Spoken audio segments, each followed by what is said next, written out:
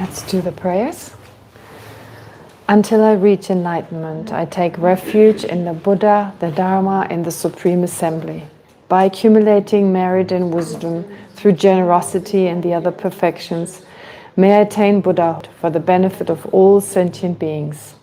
Until I reach enlightenment, I take refuge in the Buddha, the Dharma, and the Supreme Assembly. By accumulating merit and wisdom through generosity and the other perfections, may I attain Buddhahood for the benefit of all sentient beings. Until I reach enlightenment, I take refuge in the Buddha, the Dharma, and the Supreme Assembly. By accumulating merit and wisdom through generosity and the other perfections, may I attain Buddhahood for the benefit of all sentient beings. May all sentient beings have happiness and the causes of happiness. May all sentient beings be free from suffering and the causes of suffering. May all sentient beings never be separated from the happiness that is free from suffering. May all sentient beings abide in equanimity, free from attachment and anger that holds some close and others distant. I pay homage to the Sublime Mother of the victorious ones of the three times, the inexpressible, inconceivable, and indescribable perfection of wisdom, which is unborn, unceasing, and of the nature of space, and which is the object of realization of the self-knowing primordial wisdom. It's okay? It's working? Okay, great.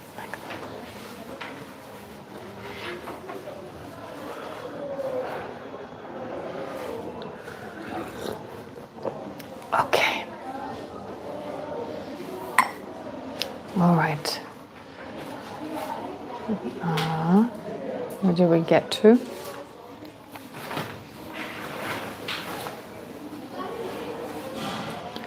Do you remember the pages, the page number? 80 something, I think.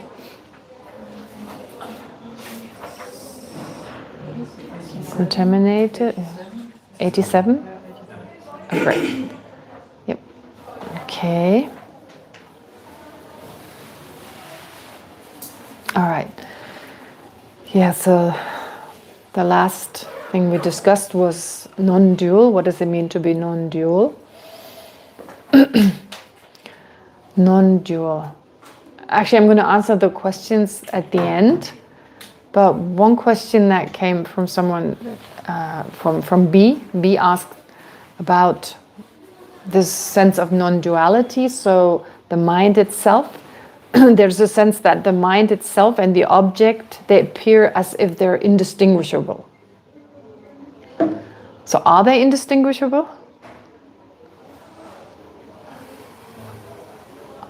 The mind and its object, are they in? So non-dual appearance, remember when I talked about non-dual appearance, it means that this meditative absorption, directly realizing emptiness of all phenomena, that is so absorbed in its object, it's so single-pointedly focused, and more than that, like absorbed in its object, it's a good expression, that there is no sense of subject and object being in any way separate.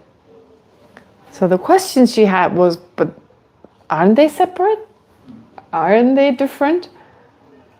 Like to that mind, they seem indistinguishable. But are they distinguishable? Are they different?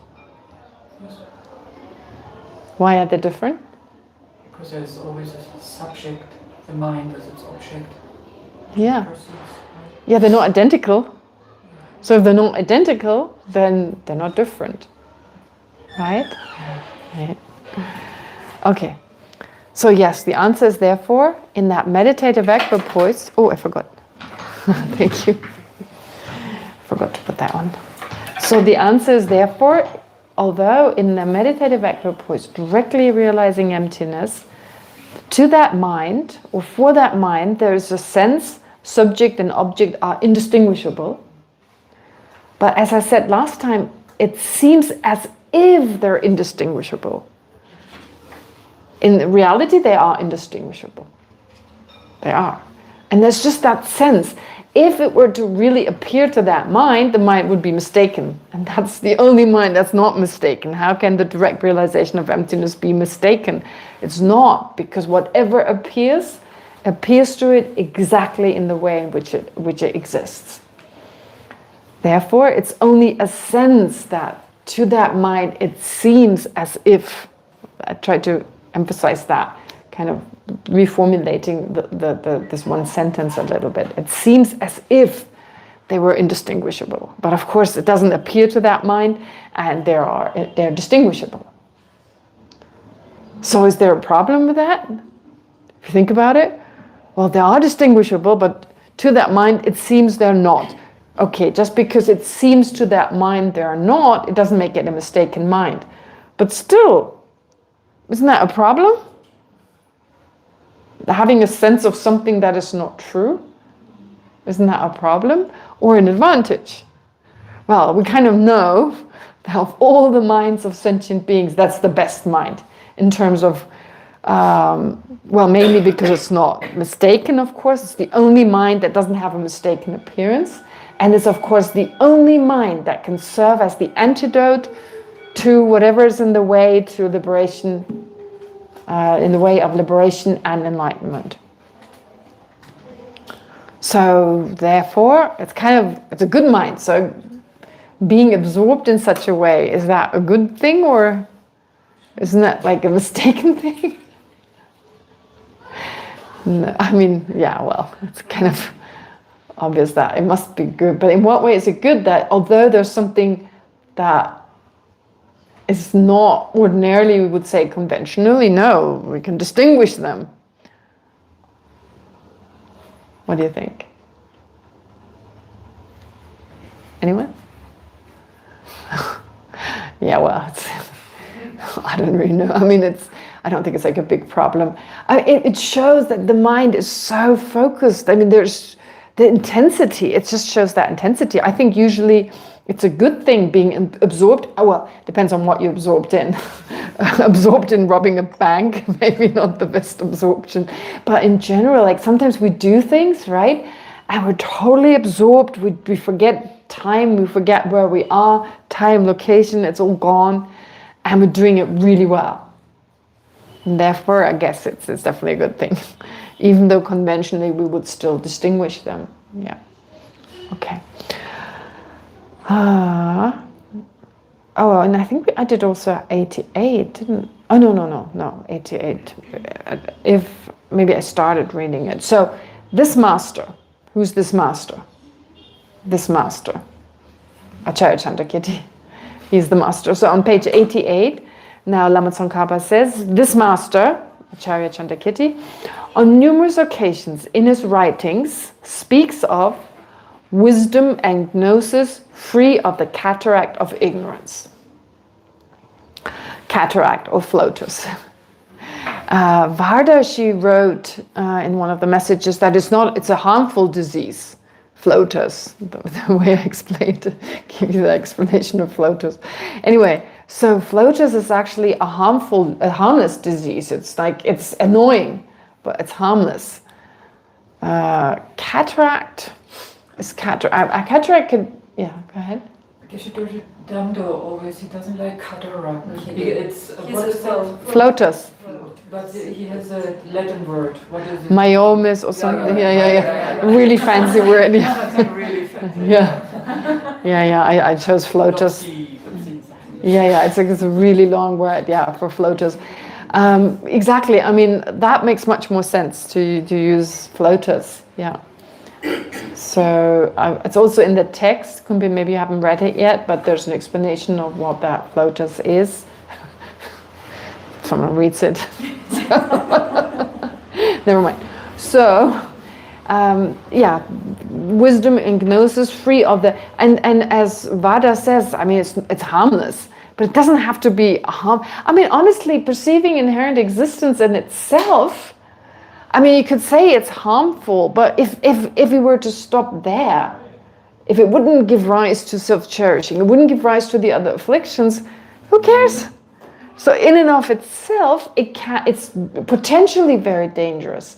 It itself does not cause at least not the suffering of suffering, because it itself is not a non-virtuous mind, it's a neutral mind.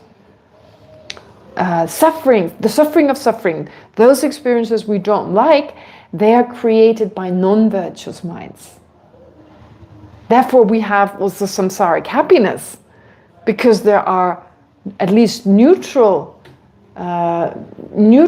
samsaric, even virtues, samsaric virtues, even samsaric virtues. I talked about it before, like generosity directed at someone who we're attached to, or generosity wanting to give because we want our name on a plaque.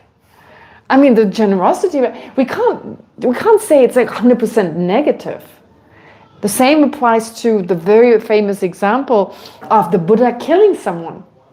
That was totally done out of compassion, like 100%. There was no resentment.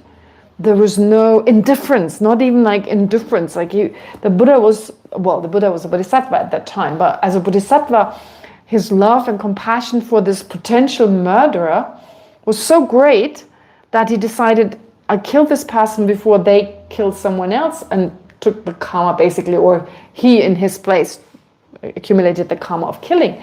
And he did, there was a non-virtue. There was a non-virtue of killing, which was so minor in comparison to this incredible motivation. I think Rika said something about this, like virtuous actions, it's like so much more complicated. It's not like 100% virtue. It doesn't have to be 100% virtuous or 100% non-virtuous. That's exactly it. So in the example of the Buddha, as a bodhisattva, in one of his previous incarnations, as a bodhisattva, he accumulated that non-virtue. In what way did he accumulate that non-virtue? I'm just curious. What was it in terms of the killing that was the non-virtue? What exactly was it? Something mental. There must be something mental. The intention to kill. The intention to do it. The intention to kill. Out of incredible compassion, love, and so forth. But there was the intention to kill. But that was minor. So it was like a tiny moment of, they say that it was just a short moment of the experience of that karmic action, and then a lot of positive experiences as a result of all the virtue. Yeah, so having said that, similarly the other way around, we can practice generosity, we can practice virtuous actions that are part of samsara. Which is why it's important, even within the samsaric actions, there are neutral ones, virtuous ones, and non-virtuous ones. So going back to the root misconception that we have, holding on to intrinsic existence, it's neutral. So what is the main problem about it? What it gives rise to? It gives rise to such a mess.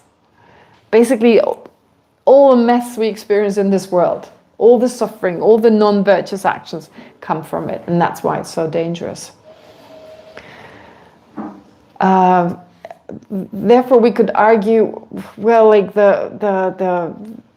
this flotus, it potentially could get you to fold. It could get you to hurt yourself, injure yourself. It itself, yeah, it's what it can give rise to. And anyway, it's just an analogy, and because the root cause is so negative, it doesn't have to be the same for the, I mean, negative in the sense of what it can give rise to, that doesn't have to be the same for the analogy. This master on numerous occasions, yeah. So therefore, when those who take ignorance and its imprints to be universal properties of awareness, assert that when these two, ignorance and its imprints, cease, gnosis too becomes no more, and maintain that such is the standpoint of this master, they are in fact committing serious denigration of the master. For this is similar to the view of the non-Buddhist Mimamsakas, who maintain that when the pollutants are exhausted, the mind too comes to cease. The claim that there is no gnosis during an Arya's meditative equipoise is also similar to that view. All right, what does it mean? Well, first of all, Acharya Chandrakirti often employs this expression, wisdom and gnosis free of the cataract, or I would say floaters, of ignorance in his works. So not just his entering the middle way, but also his other works. Here, wisdom and gnosis refer to the direct realization of emptiness in meditative equipoise, which apprehends ultimate reality free not only from the root ignorance, but also from its subtle traces. We've heard this is the only uncontaminated mind in the continuum of a sentient being. This is like the eye consciousness of someone once afflicted with floaters, who now perceives forms as they are, without the mistaken hair-like appearance, once the impairment has been removed. So like usually it's used for a Buddha. A Buddha is like free from that impairment. For a bodhisattva or for someone on the path, it's only a temporary state, where in that meditative equipoise, it is as if this eye impairment is gone. Some, however, put forward a mistaken interpretation. They claim that ignorance and its imprints belong to the very nature of consciousness itself, and that if these are removed, consciousness must also cease. That's also how we look at it. Honestly, like when I'm in the West in particular, and people ask me questions about Buddhism, which very rarely happens, just the neighbors or relatives, very rare. So anyway, when they ask me questions and I say, well, I talk about removal of suffering, they're like, that's impossible. Our anger is in the nature of the mind. Our attachment is in the nature of the mind. And it seems that way, at least in my mind. It seems like, wow, they can never be separated. My affliction seems to be inseparably linked to my mind. When we hear it's adventitious, that's not my experience. I believe it, having heard it time and again. But it feels like, wow, that's like part of who I am. And some philosophers actually believe that to be the case, that consciousness altogether ceases. Even in some of the Buddhist schools, in the lower Buddhist schools in particular, like when you become an arhat, you go out of existence. The Buddha himself taught that.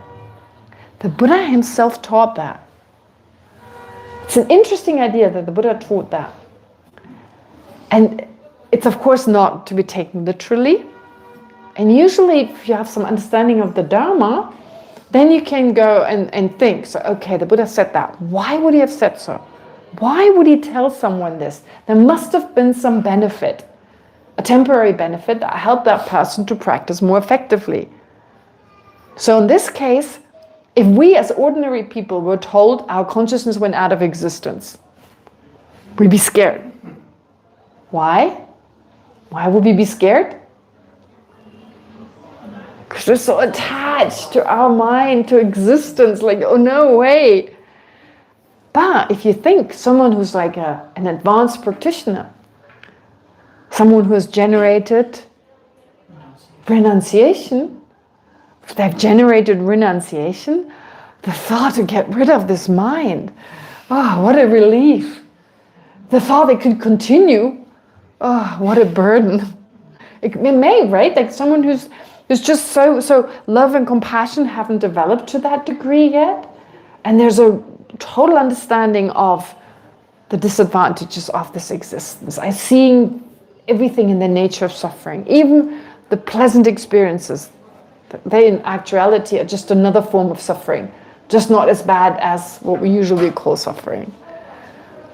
So if they hear, mind will stop, that's probably a sense of relief, yeah. Okay. Some, however, put forward, so when this is ascribed, when this is ascribed to Acharya Chandrakirti, suggesting that in this system the cessation of ignorance entails the cessation of wisdom or gnosis, it gravely distorts his position. So interpreting Acharya Chandrakirti's text to mean once you realize emptiness directly and once you remove the afflictions, the mind is removed, well, that is a grave distortion of his view. This is a serious error because it aligns his philosophy with what the ancient non-Buddhist Mimamsakas. This is a serious error because it aligns his philosophy with that of the ancient non-Buddhist Mimamsakas. The Mimamsakas, Jobawa in Tibetan, well, we'll come but I'll have it in a moment, like the Charvakas, assert that when all mental afflictions are extinguished, the mind itself ends. It's interesting. Like the Charvakas to a certain degree. So the Charvakas have a slightly different view, but these two schools, actually, I think I told you that we did study the non-Buddhist schools, and in the beginning I didn't like that. I was like, I came here for Buddhism. I didn't come for some non-Buddhist schools that no longer exist, or maybe not in their form. I didn't like it, but I did study it, and I realized I really like it. Why do I like it? Because I find myself in them. Because some of their views, not the one about consciousness, I didn't know enough about consciousness, but when you learn them, you study them, and you don't study them, I think that's the whole purpose. It's not to really fully understand them. I mean, the purpose is to study Buddhism, but the way they're presented is really to show the difference between what the Buddhists say and what these schools say. And when you spell out some of the misperception, you may realize, oh, I've got that view. I somehow have that view as well. So things that come to mind, for instance, there's a sense that every object has an essence. Like, okay, now I've talked about it long enough and I've studied it for a few years, but in the beginning when I heard a tree has some kind of tree-ness or has some kind of, I don't know, like an essence, I thought, yeah, it feels that way. There's some tree-ness. You know, it's like that's how they spell it out so beautifully. They made a whole philosophy out of it. And I'm like, yeah. So, oh my gosh, I hold that same view. I wasn't even aware of it. And that way it's really helpful. And the Charvakas, I love the Charvakas. In the sense that nowadays everyone is a Charvaka. The whole world is, you know, previously in India, you had some, they were very sophisticated philosophers, by the way. I mean, it's not like the Charvakas, like they're described as hedonists, but they also had like a whole philosophy behind it. So they really thought through everything, and yeah, they were respected. They were respected, and Buddhists, they would have like an exchange with them, like an interaction with them, learning from each other and getting to know each other's views. It's really helpful. Anyway, but nowadays, yeah, there's so many Charvakas in the world.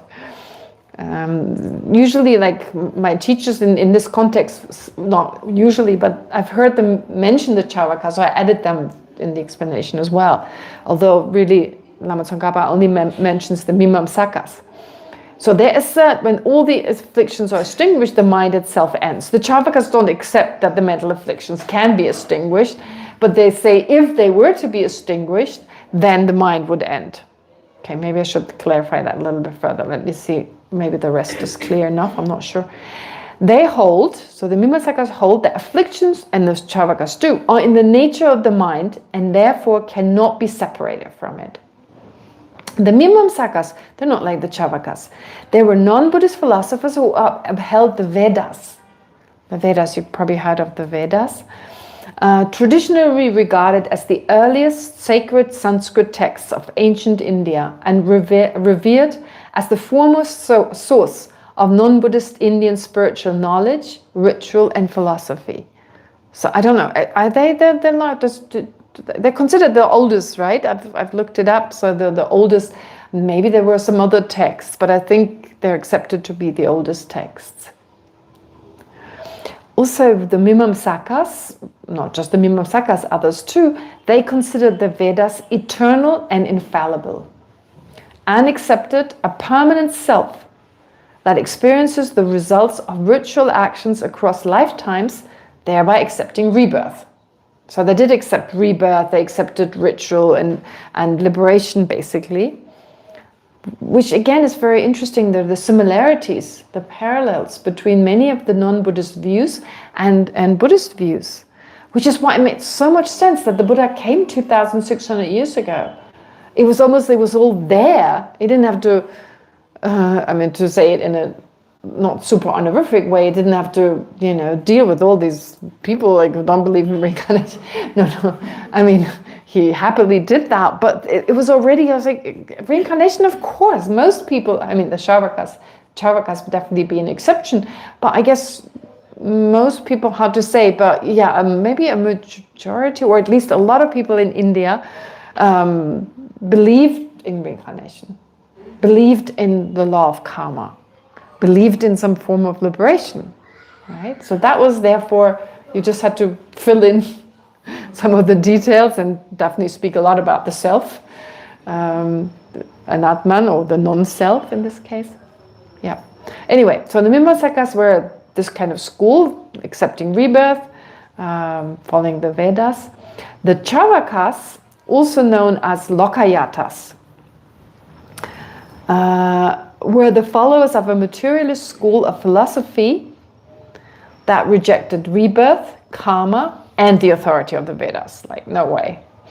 Accepting only direct perception as a valid source of knowledge, they held that consciousness rises from the body and ceases entirely at death. I mean, come on, that's just like asking my parents, or like, you know, like asking anyone in the West. I mean, most people I know in the West who hold that same view. So for them, mental states, including afflictions, are bodily functions. And like the Mimamsaka, they regarded afflictions as inseparable from the mind. So they did not assert like a liberation or something. They just said they're inseparable from the mind. And when the body stops, the mind stops, the afflictions stop. Yeah. From a Buddhist perspective, such a view is mistaken, for liberation and enlightenment mean the cessation of afflictions while the mind's clear and aware nature remains. So from a Buddhist perspective, of course, that doesn't make any sense. Why would you remove the afflictions then? I mean, then the mind goes out of existence. Who wants that? And in some of the lower philosophical schools, they accept, for instance, that the Buddha stopped existing. And His Holiness the Dalai Lama, during some teachings, he's commented on that. He said, like, the Buddha worked so hard to become enlightened, 3 countless eons, and then 50 years of teaching and all done? That doesn't seem to be worth all the effort. Right? When they talk about it takes such a long time. Of course, there are 2 interpretations. Either you accumulate virtue for 3 countless eons, or equivalent to 3 countless eons, like equivalent to an ordinary person, which kind of makes more sense. Like, the thing is, like, an ordinary person, it's difficult to accumulate that much virtue, but when you have strong bodhicitta and compassion, then everything totally neutral for an ordinary person becomes, or can become, something very, very powerfully virtuous. And without aspiration and prayers and dedications, I'm always thinking of Lama Zopa Rinpoche, how beautifully he would teach, don't waste any time.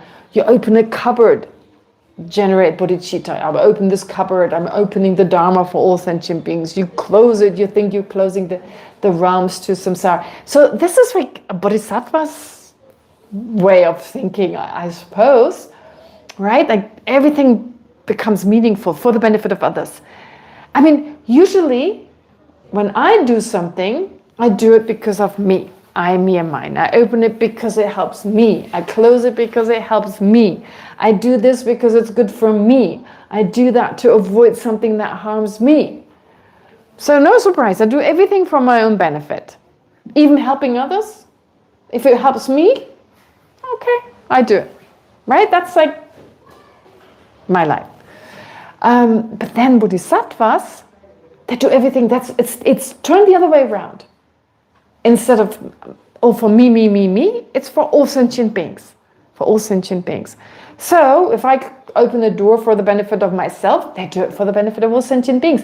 Therefore, it makes total sense that Lama Zopa Rinpoche was saying it for us to practice in that way, to become like bodhisattvas who do it anyway. I'm pretty sure that's, I mean, sometimes they may be daydreaming, I don't know, like especially in the beginning. But that they actually, yeah, it's like all sentient beings. Hope they're right. Maybe this benefits them, may benefit them. So these constant aspirations, those are called aspirational prayers. Aspirations. You wish for others. I mean, I have my own personal aspirations. You know, you wouldn't call that aspiration. It's attachment, which is also a type of distorted aspiration, isn't it? So the self-centeredness, is a type of mind. I want this, I want, constantly wanting, but with this exaggerated notion. While the Bodhisattva wants as well, but this time totally realistic and for the benefit of all sentient beings. Yeah, that's why the aspiration, it's a kind of Bodhisattva attachment. Interestingly, sometimes the word in Tibetan used is even attachment towards all sentient beings, but it doesn't mean attachment, it means love. And I spoke about this before. I said every extreme emotion, and when I say extreme, I'm saying exaggerated, I'm saying afflictive emotion, has a non-afflictive counterpart, a non-exaggerated counterpart. If you think about it, attachment, it's love, care and love and so forth. So we're really not trying to remove emotions altogether. We're trying to take the extreme aspect out of it and generate temperate emotions, love, compassion, and so forth, which are much stronger, which can actually be, or once you've reached a particular high level, are much stronger than attachment. Much stronger. You cannot be attached, I've said that many times, you can't be attached to all sentient beings. Can you be attached? I mean, with anger, I've said you can't be angry with all sentient beings. I mean, like you may have a sense, I hate all sentient beings, but then a nice person comes along and you're kind of friendly and you don't hate them, right? So there's a sense, I hate all sentient beings. But that's not really true. How about love? How about attachment? Can you be attached to all sentient beings? Oh my God, what would that be like? How could you even be attached to all sentient beings? In what way? I mean, to be attached to sentient beings in general, I don't want to be living alone in a bubble on an island or something, but even on an island you have sentient beings, you've got insects and animals. But we can have love for all sentient beings. You can love all sentient beings, you can wish for all sentient beings to be happy. What a big difference, right? Anyway, all right. Having said all this, therefore, how did I get to that? I know the Mimamsaka, I remember that, saying that, but how did I get to love and compassion? What is the positive side of the negative afflictions? Right, but how did I get to that from the Mimamsaka? But what is the opposite side of anger, for example? What is the temperate? What is the non-exaggerated? So just thinking this is not okay. You know, His Holiness has once said something, and I think it's really beautiful. I think we have found ourselves in a situation where we were, how do you say entrüstet in English? Upset? Upset?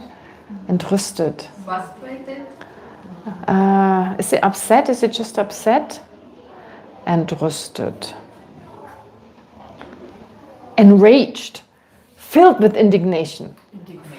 Indignation, right? Kind of filled with indignation. I mean, upset is also, it's getting there, but enraged is even stronger. Like enraged, like there's an injustice and I'm enraged, but I don't hate anyone. It's like, this is not okay. I need to do something. It's not like you hate anyone. You just think this injustice is not okay. And I remember reading in one of His Holiness's commentaries, I think it's called Secular Ethics. I think it's in Secular Ethics. I seem to remember it was in there. That His Holiness said, that's like this when we say anger with an injustice, it's not really the kind of anger. That's not something we need to be worried about. Anger is directed at someone. It's hatred, it's anger, it's resentment directed at someone. That's the problem. But to say the action is not okay, I need to do something, that kind of indignation, right? Filled with feeling, being filled with indignation, whichever way you want to put it. That's okay. It gives us this power. I mean, it gives us actually some force, like some strength to do something about that. And I would say, Rika, in answer to your question, yeah, that kind of, this is not okay. I need to do something, right? Sentient beings are suffering. It doesn't even have to be like blaming or looking at the negative action of a person. It can also be that but then saying, no, it's not okay and I need to act. So it's not an exaggerated response. That's the thing. With anger, it's always exaggerated. It's exaggerated, I would say, at least in two ways. The negativity is exaggerated, and it's also seen as one with the person who performed the negativity. While here, we distinguish between the person and the negativity, and it's the negativity that we feel is not okay because it's other sentient beings are suffering. So the focus is not on the perpetrator. The focus is mainly on sentient beings, so we may stop the perpetrator, but not because we hate them, but because they harm sentient beings. I think that's the counterpart, the realistic counterpart. I don't know. But it could be something else as well. Yeah. All right, from a Buddhist perspective, such a view that there's no longer mind is mistaken for, oh yeah, that's how we got there. For liberation and enlightenment means the cessation of afflictions, while the mind's clear and aware nature remains purified of all its adventitious faults and limitations. Oh yeah, I got to that because of His Holiness, what he said about the Buddha, and the Buddha continues to exist and continues to benefit us. To claim that in an Arya's meditative equipoise, consciousness itself ceases, thus repeats the same error, that when impurities are gone, awareness ends. For Acharya Chandrakirti, the truth is the opposite. Consciousness remains entirely free from obstructions. And then there's this beautiful analysis here in the Precious Garland. Lama Tsongkhapa cites the Precious Garland. In the Precious Garland too, it states, therefore, one becomes free by seeing thus, seeing emptiness. By what means does one see? Conventionally, I say by the mind. Here, in response to the question, through what kind of subjective act does one perceive suchness directly, it is stated that the mind directly perceives suchness on the conventional level. So what is Arya Nagarjuna here saying? He's here making the same essential point. Liberation and enlightenment are attained through correct seeing. Okay, the word seeing in Tibetan has two different meanings, which can be quite different. When you say my eye consciousness sees something, usually it means that something just appears to the mind. It doesn't mean you actually are aware of the thing. So my eye consciousness even sees the subtle particles, but that doesn't mean I'm aware of the subtle particles of the things, of what's in the sphere of my vision. So they say see in that sense. But then when you talk about a path of seeing, that is not just appearance, that's like the best kind of direct understanding. Yeah, so it's used in different contexts differently. But here, seeing thus, right? And we come to this later. Seeing without seeing. Ooh, what does that mean? Anyway, we'll come to that. Seeing thus refers to seeing or directly realizing emptiness, which means realizing things just as they are, without the distortion of ignorance. And its imprints, I should add. And its imprints. Okay. Need to add that, sorry. The verse then asks, by what means does one see? The answer is, by the mind, according to Arya Nagarjuna. It is therefore the conventional mind that directly realizes the ultimate nature of all phenomena, including its own emptiness, its own ultimate truth. This is crucial because it directly counters the mistaken notion that when ignorance and its imprints are eliminated, the mind or consciousness itself must also cease. On the contrary, it is precisely the mental consciousness, freed from ignorance and its imprints, that becomes liberated and enlightened. If the mind ceases, how can you have liberation? Because what is liberated is the mind. We say the person is liberated because on the basis of the mental consciousness, we label the person. But really, what is liberated is the mind. And automatically, through the liberation of the mental consciousness, I should say, everything else is liberated. Everything else is purified. But what is practicing the Dharma is the mental consciousness, and what becomes liberated is the mental consciousness. If that goes out of existence in the meantime, we have a problem. The main vessel for becoming liberated is missing. It's like you want to take a bus to Delhi, but you lose the bus on the way. All right. This is crucial because it directly counters the mistaken notion that when ignorance and its imprints are eliminated, the mind or consciousness itself must also cease. Okay, the mind's knowing capacity does not vanish when the afflictions and their imprints are removed. Rather, their removal is made possible only through the mental consciousness knowing the actual nature of phenomena.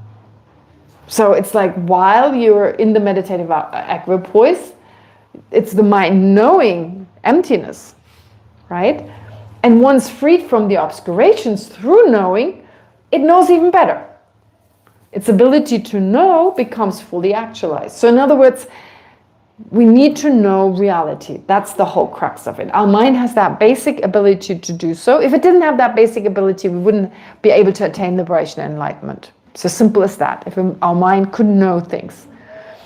But it knows very little. In fact, I've said that before. Most of the stuff we think we know, we take on faith. I told you before. We don't check a bridge whether it collapses when we cross it. We just believe that it's going to hold. We don't do tests on pesticides every time we buy spinach. And we don't do any clinical trials when we take the medicine we were prescribed. So it shows we take so much on faith. I trust this building is not going to collapse on me today. Right, okay. Therefore, we take a lot on faith. We believe we know a lot more than we actually do. But we have the capacity to know. There are things we know already. And that capacity is now used to understand the ultimate nature of the mind and all other phenomena. In that way, you remove all the obscurations and know even better. And gain the knowledge of a Buddha, which makes us most effective, which makes us most effective in our dealing with ourselves and others. All right. Thus, this verse from the Precious Garland accords with Acharya Chandrakirti's explanation. The problem lies not in the existence of consciousness, but in its being tainted by ignorance. When the obscurations are gone, consciousness does not disappear. It becomes the clear and reliable basis for the enlightened wisdom. Okay, so this is what the Precious Garland says.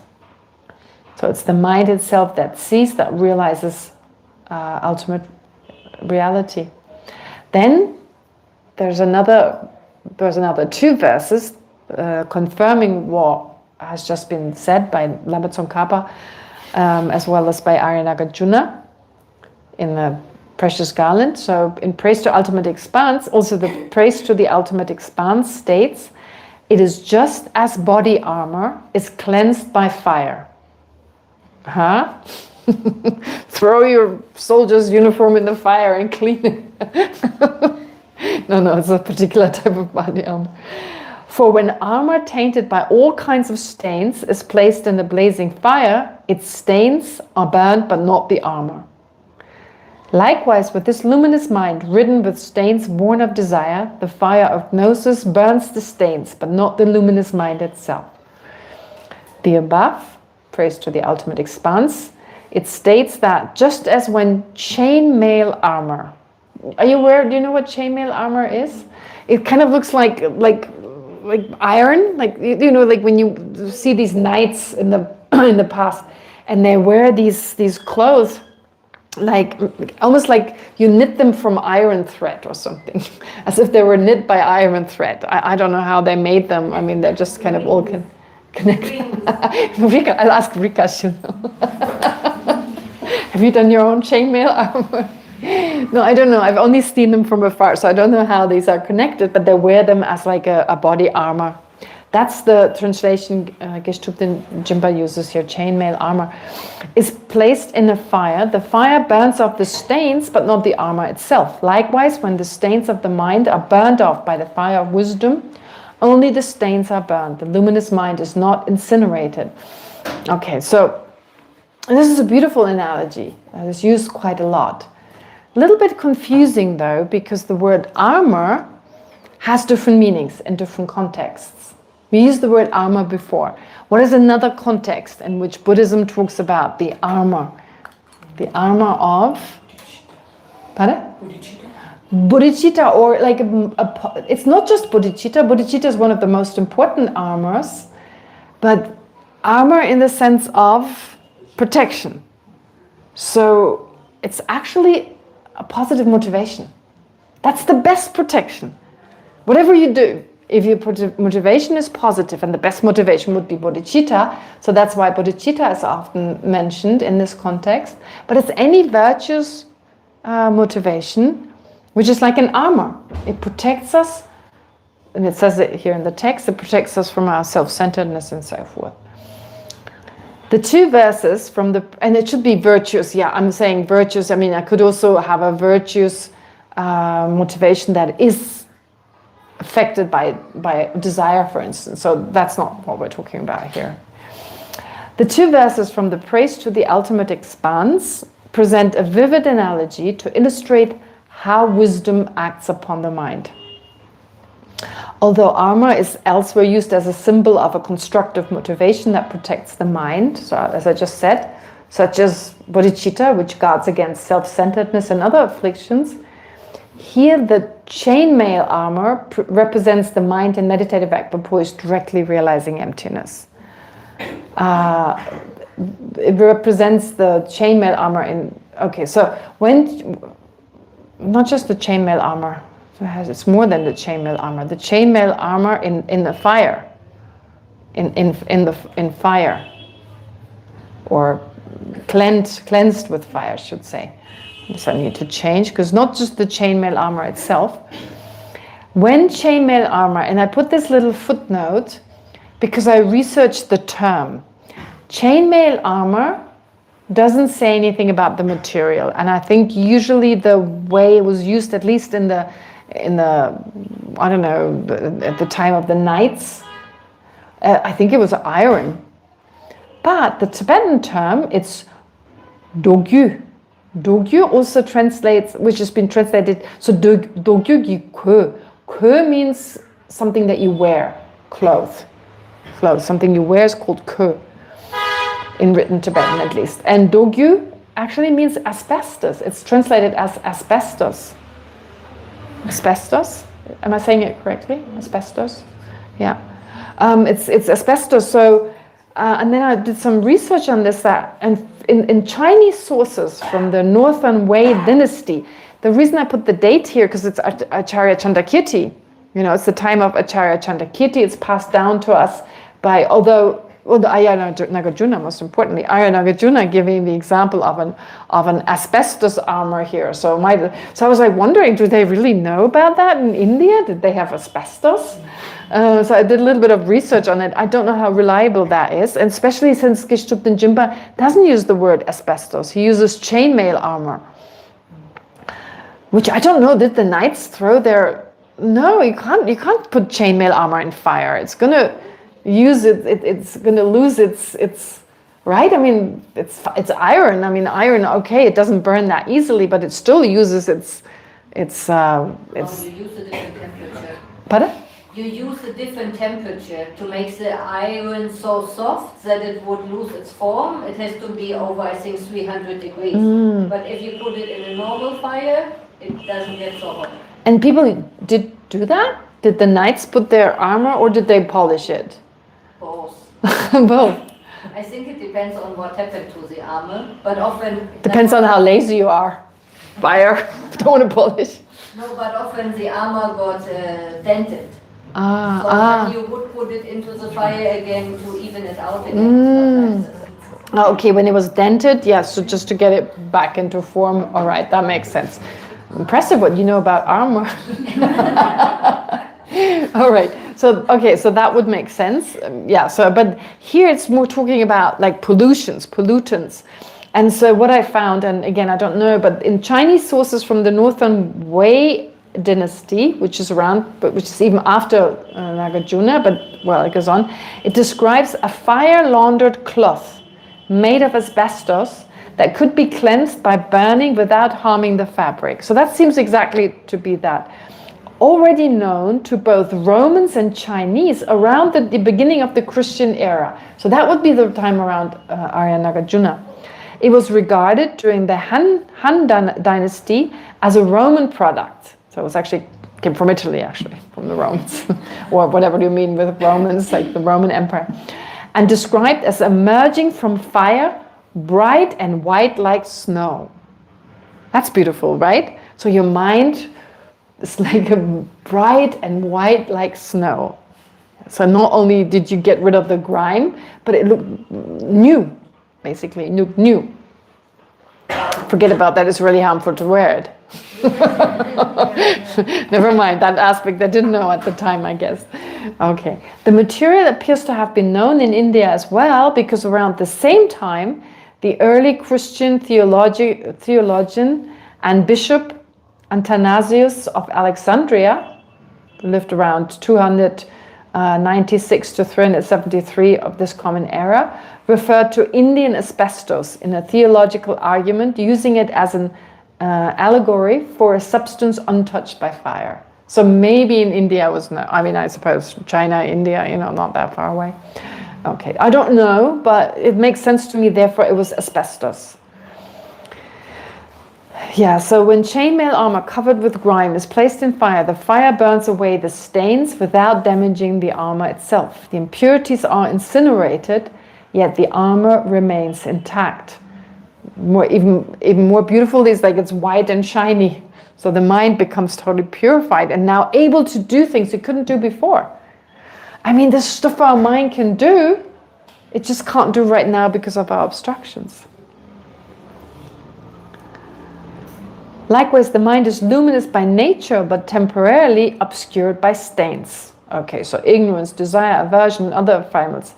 And when exposed to the fire of gnosis, that is the wisdom directly realizing emptiness, these stains are consumed. But the luminous mind itself is not harmed or destroyed. Okay. So the central point conveyed here is that wisdom eradicates the mind obstructions, but not the mind. Just as the armor remains after its stains are burned away, so too the mind endures in its pure radiant state once the afflictions have been removed. And this directly refutes the mistaken belief that with the cessation of ignorance, consciousness must also cease. On the contrary, and this is also believed, I think, like in some of the texts from the earlier Buddhist traditions, Nyingma Kagyu Sakya, there are like verses, for instance, from the Bodhisattva way of life. I forget now the exact wording of the verse. I wanted to look it up and I forgot. Where it seems to suggest when you realize emptiness, then the mind, there's no longer a mind. There's no mind that perceives it. But Lama Tsongkhapa interprets this verse to mean there's no ordinary mind. It doesn't just mean mind in general, but there's no ordinary mind. There are two lines from Shantideva's text that are cited, at least in our text, quite frequently. But yeah, I don't remember right now what it is. I'll look it up. Or I don't remember the exact wording. Yeah, so this is important, therefore. And anyway, in the other traditions, of course, we've heard already that they say conventional truths don't exist. They only exist from the perspective of a person who's not realizing emptiness directly. So in actuality, they don't exist because the mind that perceives it is mistaken with regard to inherent existence and therefore must be a wrong consciousness and its object doesn't exist. So it's a slightly different way of looking at things.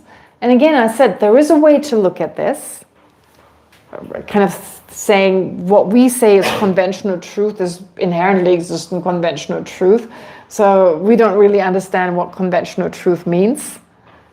In fact, Lama Tsongkhapa and many of the other masters say that we know conventional truth. For instance, this cup is a conventional truth. We know this, but we don't know it is a conventional truth. You can only know that is a conventional truth after you've understood his ultimate truth. After you realize the ultimate truth of this cup, then you can know that this is a conventional truth, not before that. Interesting, right? It's harder to understand that this is a conventional truth than understanding its emptiness, because one has to perceive the other. Without the understanding of emptiness, you couldn't know that this is a conventional truth, and you couldn't know that it only exists conventionally. right? Seems so easy. That's easy. Emptiness is difficult. No, it's actually, one is more difficult. It really requires the understanding of emptiness. Yeah, so therefore, it makes sense when we think of conventional truth, that's not conventional truth. We talk about it, we think about it. Then when in the other schools they say, oh, conventional truth and ultimate, actually it's all beyond that. It doesn't exist, it's not non-existence beyond that. It's really saying that we're always grasping at inherent existence. This is why so many questions come when it comes to phenomena being merely labeled. Why? Because we perceive a merely label that exists inherently. And we have such a hard time with it because it doesn't make sense. It doesn't make sense all the way, simply because it's an inherently existent and dependent arising. It's an inherently existent being merely labeled. And that's contradictory. So we see the contradiction, but we can't figure out why it doesn't really work. It's quite interesting. Oftentimes people ask about dependent arising, very similar questions. And in the end, the reason for that question is not understanding, and I can't answer it. I experience the same. If I think about dependent arising and merely labeled, at some point I go, no, that doesn't make sense. In this way, that can't be. Because I hold on to inherent existence. As simply as that. Right? Anyway, believing that the mind doesn't remain, that's a huge problem. So again, I really like to get your feedback. As I'm reading it, I'm thinking, oh, this is so long. Gosh, I could have said it in one sentence, you would have understood. No? It's okay? Well, maybe writing it is the problem. If you write it, you're with it the whole time, and then you read it and you think, again. But I'm always worried I put too much in here. Okay, if it's not too wordy, then... But please, don't hesitate to tell me. I can easily delete it. So this directly refutes the mistaken belief that with the cessation of ignorance, consciousness must also cease. On the contrary, the text teaches that the mind continues to exist, now freed of its obscurations, naturally luminous and capable of knowing reality as it is. Really like asbestos taken out from the fire. All right. Now that was the first, remember in the very beginning, or many, many pages back, Lama Tsongkhapa talked about the grounds. They're having 4 features. One is the nature of the grounds. We just finished that part. So we talked about the nature of being uncontaminated. So here the focus is mainly on the direct realization of emptiness as being the most defining or the most important aspect of each ground, that direct realization, because it's through that direct realization that you move on. You move on to the next ground, because each of these direct realizations removes what prevents you to move on to the next stage, making that direct realization most important. We learned that it's that it's uncontaminated, the difference between contaminated and uncontaminated. So we heard about contaminations in the form of imprints are like a cataract, like floaters. Learned about floaters. And up to how far do these contaminations, how long do they remain with us? How long on which bodhisattva ground up to which bodhisattva ground do you have ignorance? Pardon?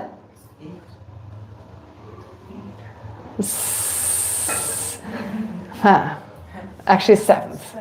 But it's close. 8th is like just, from which ground onwards do you don't have ignorance? 8th, exactly. So up to the 7th you have it. From the 8th onward you don't. All right. How far along do you have imprints? Up to what bodhisattva ground do you have the imprints? 10th. All right. Is there any bodhisattva therefore without imprints? There is one without imprints, right? The one like the last time of the meditative equipoise. But that's so difficult. Bernd asked a very difficult question. I'll read it to you. This is, yeah, I know. I feel the same way as Rainy does. Like, he asked a really good question, like, as in like, there's still something left, that keeps you from being obstructed. So is that not an obscuration? In debate, it's very hard. And in the end, you just give up. You debate. The other person says something, they insist on it, but both sides don't really fully get it, I think. It's so difficult, like some potential is left. Well, why is that not an imprint, that potential? But we've heard the imprints are gone, so it couldn't be. Very difficult. Anyway, I'll read Ben's comment. All right. Yeah, so we learned about that, being tainted.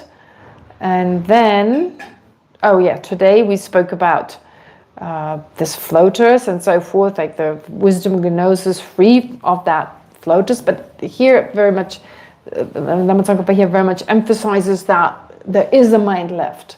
There is a mind left. So the floaters is gone, and we have like 3-4 pages, 2-3 pages just on that, emphasizing that the mind continues, using the analogy of the armor, of the asbestos armor, possibly. All right, so that's the first part. That's the nature of the ground. What thoroughly sustains the ground? What is it that sustains the ground? What does it mean? Like, what sustains them? Why do you keep going? What helps you to keep going? I mean, it's not easy to be a bodhisattva, right? It's a lot of work. It's not easy. But as we all know, it's even harder to stay in samsara. So the gnosis of meditative equipoise of Arya Bodhisattvas and the gnosis, or the mind realizing emptiness directly, of Arya Bodhisattvas and the gnosis of Arya Shravakas and Pratyeka Buddhas are equal when it comes to realizing the ultimate nature of things directly, without any taint from the imprints of ignorance. The reason one type of gnosis is defined as an Arya Bodhisattva ground while the other is not, is owing to whether one has come under the sway of great compassion and whether one is endowed with the power of the 1200 sets of qualities. Furthermore, as mentioned earlier, there's a tremendous difference between them in terms of whether, during the path of accumulation and path of preparation, one has enhanced one's intelligence in relation to the truth of the two types of selflessness through employing limitless forms of reasoning. Okay, so that's what Lama Tsongkhapa says. Now, in terms of the explanation, Acharya Chandrakirti describes now the second defining feature of the Bodhisattva grounds. It's really that which keeps the Bodhisattva going. We've heard it in the beginning. Remember the second verse. What does it say? It's important in the beginning, it's important in the middle, it's important in the end. And that's great compassion. Great compassion keeps you going. Great compassion. I mean, I think many of us got interested in the universal vehicle through compassion. I remember when I first came to McLeodganj, I had no idea of Buddhism. Honestly, I came because there was good chocolate cake. I heard there was really good cake in McLeodganj. I told this story. I know it's ridiculous. So I came for that. Someone told me the Dalai Lama lives here and there's great chocolate cake. And there's like, Dalai Lama, I don't really know. I only heard the name. But that chocolate cake, that's great. Isn't that embarrassing? But was there in the 90s? There was. There was. No, not Bakso-cake. No. Shangri-La, there was a lady. She took a huge aluminium pot. She put stones in it. She had a cooking kind of mold, more like a cake mold. And she made cakes, really good ones. The first thing I tried when I came. Anyway, so I came for the cake. But the point is, I then did a course, and it was a course on the Theravada tradition. And that was really great. My first teacher was someone called Beram Gista. I still remember. I looked him up the other day, still teaching. A lay person who teaches in a really calm and a really simple kind of fashion. He also taught yoga. He's Indian, but of the Zoroastrian, like Parsi, they say in Hindi, like they think it's like Parsi. So the old Norojis, he lived with the Norojis because they were also of that community. And he taught the Theravada tradition. And I remember reading a book by Lama Yeshe. What is it called? Wisdom Energy? And it was all about compassion. And it was so heartwarming. I loved it. And that's when I moved away from the Theravada. I was so inspired by great compassion. So most people I've met who, not most, I can't say, I mean, I don't always ask people how they came to Buddhism, but when I talk to people, very often, at least most that I talk to, say it was great compassion, bodhicitta and great compassion that inspired them in this tradition. So great compassion gets us into the universal vehicle Dharma, and it's great compassion that we need to enter the Bodhisattva path. It's great compassion that keeps us going, however difficult it may be. And it's great compassion that eventually, when we're fully enlightened, induces our wisdom, or what's the word? Causes the wrong word. Makes our, causes also okay, causes our omniscient mind to work for the benefit of others. If as enlightened Buddhas we didn't have great compassion, we were just sitting on our own and just enjoying the bliss of enlightenment. We would never use it for anyone else. Therefore, compassion, as the second verse says, and that's one of the most cited verses of Acharya Chandrakirti's text, Entering the Middle Way, when it comes to compassion, because it so beautifully captures what compassion is all about. Maybe for us Westerners who are not born Buddhist, it's like 4. It's like it gets you interested in the universal vehicle. It gets you into the Bodhisattva path. It keeps you going. So it's important before the beginning for us getting into that. And then, of course, as part of the stages of a Bodhisattva up to Buddhahood, great compassion. So, very important. That's the difference between, therefore, an arhat, a hearer and solely true realizer. Of course, they are also carried by a particular motivation, which is... What is the motivation? What is the motivating force? In the case of a bodhisattva, it's great compassion, and of course also bodhicitta, both of them. But great compassion is mentioned more frequently, if you like, for a very particular reason. But let's first see, what is the aspiration of a hero and solitary realizer? What carries their direct realization of emptiness? It's also an aspiration. Pardon? Self-liberation. The aspiration to become self-liberated. What is that usually called? Renunciation. So it's also aspiring towards something, wanting to get out of samsara. And that carries their direct realization of emptiness. It sustains it, in other words. It sustains it. For a bodhisattva, they say it's great compassion.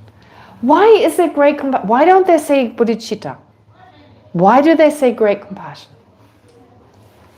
Why? Do you know? Yes, say. Well, great compassion is the first mind where you turn around, cherishing oneself to cherishing others. Oh, that's also one reason. It's one of the first minds where you turn around, like this I, me, and mine. But there's another reason. Okay, give you an example. My motivation is to drink this tea. So I want this tea. That's one aspiration. The second is to get the cup, to be able to drink the tea. So which motivation is like bodhicitta and which motivation is like great compassion?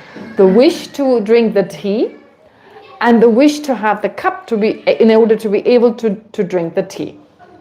Which one is like wishing to have the tea? Is it great compassion or bodhicitta? Who said bodhicitta? What makes you think it's bodhicitta? I'll repeat it in a different word. I think the cup is the tool, and great compassion is the tool. Great compassion is the tool?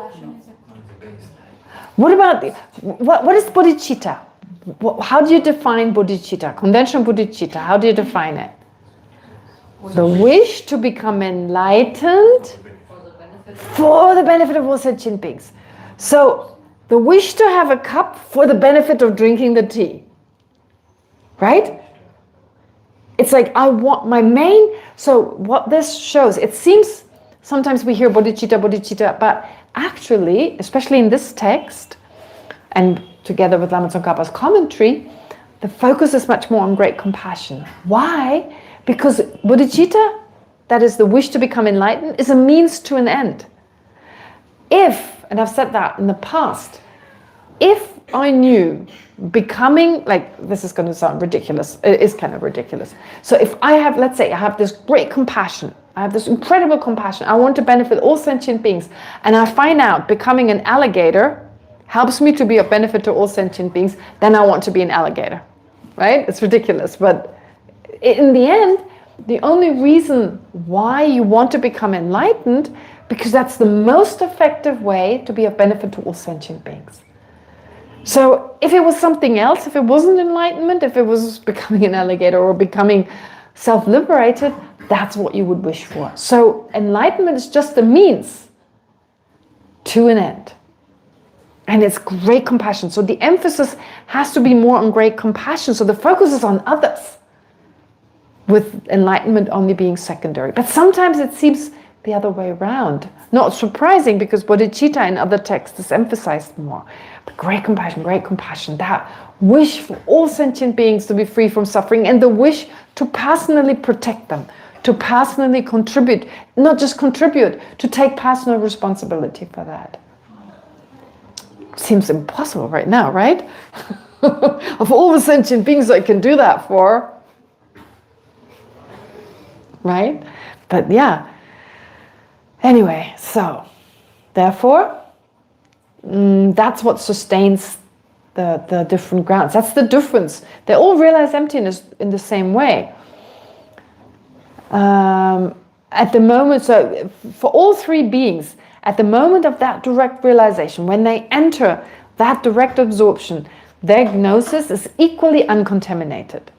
It directly apprehends the ultimate nature of all phenomena, completely free from distortion by the root ignorance or its imprint. So they're all the same. The distinction, however, does not lie in the meditative realization itself, but in the broader framework of their path. So in the sense, what does that mean? For bodhisattvas, this cognition arises under the influence of great compassion and is accompanied by an extraordinary array of attainments. So we learn a little bit more about these qualities that arise from that, which again help the bodhisattva, deepen the bodhisattva's understanding and so forth. So, but most importantly is that great compassion, and here these extraordinary attainments or qualities are referred to as the 1200-fold sets of good qualities. We'll go through them.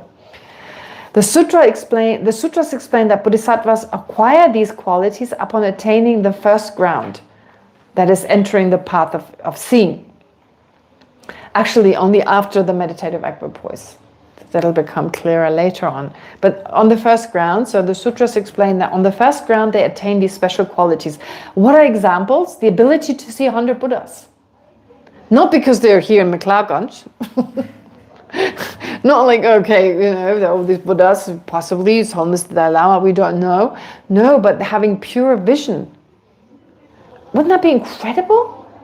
Right, we're doing our practice, visualizing the Buddhas are in front of us, but I'm not there. But like, whoa, they will appear, 100 of them. And of course, perceiving a Buddha, and I assume they know that they're Buddhas. Wow, what an effect on the mind. So because your mind is so greatly purified, you see these Buddhas that again purify your mind even further. Having these pure visions, like any question, easy. Just have those 100 and I have them answer. Yeah, so anyway, it's good to really visualize that. It's good to imagine that, not just read it and go, yeah, 100 Buddhas, whatever. It's like they don't fit into this room. But it doesn't even matter. I'd be happy with just one, to be honest. But 100, you have different karmic relationships, and so, they have a different effect on your mind. Therefore, 100 is not bad. That's also, no, the thing is, it's important, I should say, better than not bad. It's also important because, well, first of all, we don't have the same karmic connection with everyone. That's anyway why we should become Buddhas. We could say, why become Buddhas? There are already so many. So we don't need more. They're enough. And they're really good at what they're doing. So it's not like, okay, one is caught in some country and can't come here because they don't get a visa or something. No, it's actually we don't have to become Buddhas. this question is asked a lot. But the difference is we have karmic connections to people that other Buddhas don't have. Right? I mean, we make new connections all the time, and many of the great bodhisattvas, they try everything to make new connections. You know, they may just think they're just really extroverted and they would just want to have more Facebook friends. No. They do it really because they know they create a karmic connection, and once they become enlightened, they can greatly benefit these beings. So they're always about meeting new people. I mean, even Buddhas would do that, but bodhisattvas do the same because these karmic connections, right? Once you become a Buddha, you have your unique collection of karmic connections that no one else does, and that's why you yourself are so important. Geshe, what's the logic behind if we had... Since beginning, yeah. Okay. Then sometimes I say whichever life is closer, but...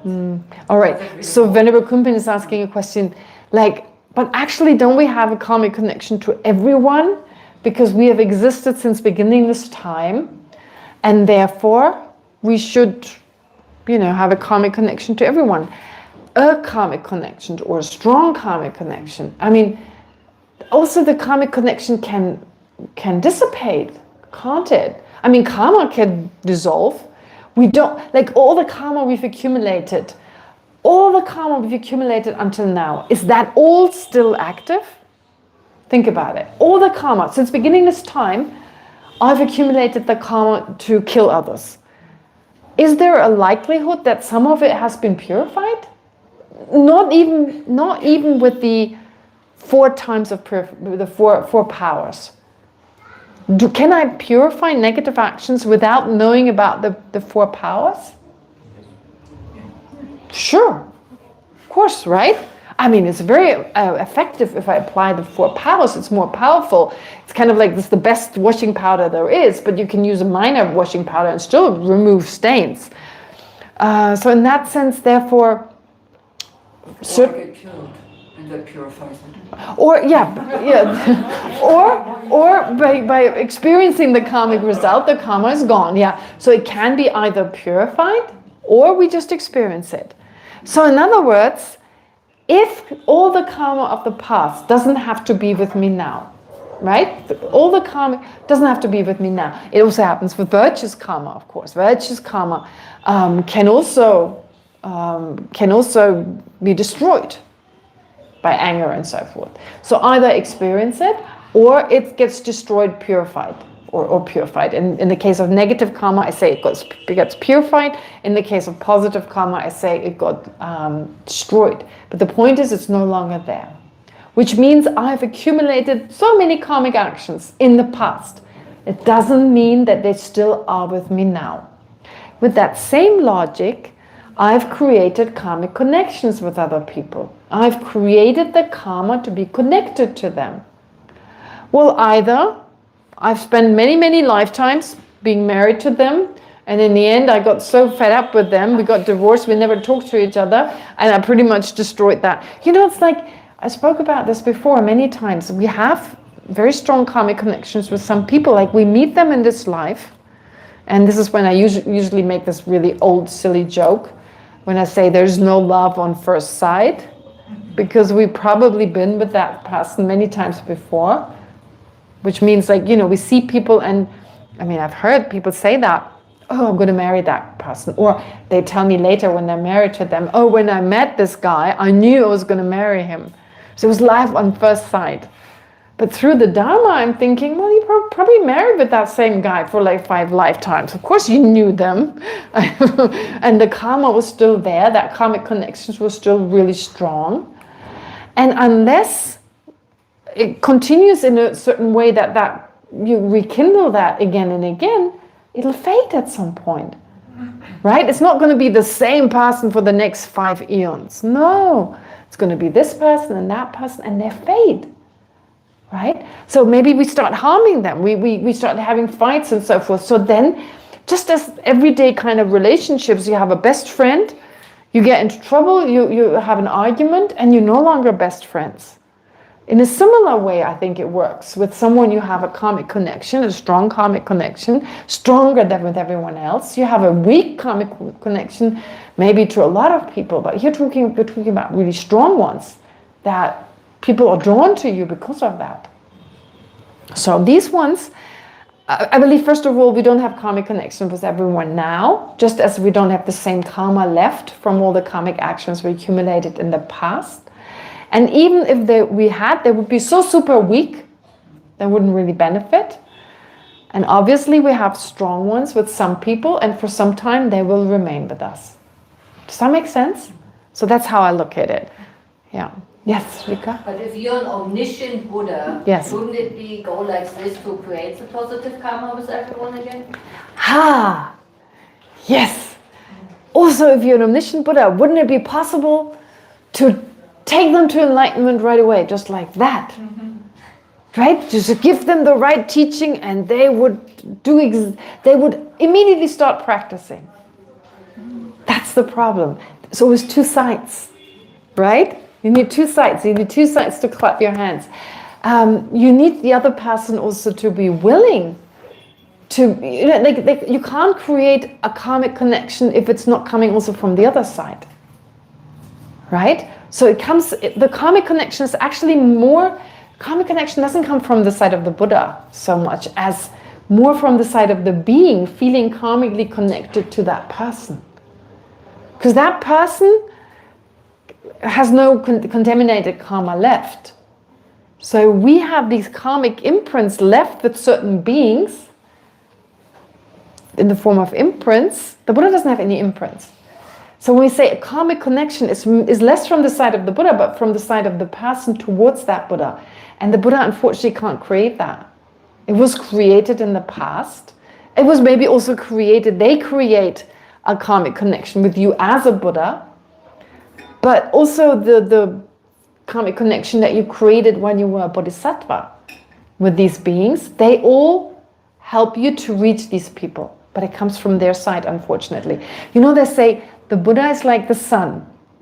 We are like those who either remain in the shadow or we step out into the sun. There's so many Buddhas around. How many people are interested in what His Holiness has to say? Right? I mean, His Holiness really teaches like a Buddha. All of us here, but that's not a lot. And then taking everyone who's really attending these teachings, how many people go to a Taylor Swift concert? Right? So honestly, they remain in the shadow. They go to, I mean, nothing against her, but but you know, it's incredible nowadays. Who are the heroes?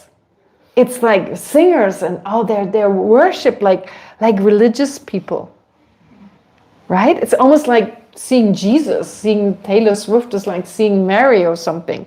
People like whoa! With the Beatles, I guess it started. You know, it's like if it's 2600, oh Jesus! You know, people would have reacted like that and you know dropped on the side of the road if Jesus walked past. Now it's the Beatles, and well, it used to be the Beatles, and now it's Taylor Swift. When you see like people going, oh my God, when His Holiness is like, It's so upside down. It's crazy. So therefore, the point is we have all these enlightened beings probably around us. I mean, His Holiness is one example, and others too. But people rather go to certain concerts or, I don't know, run after autographs from some actor.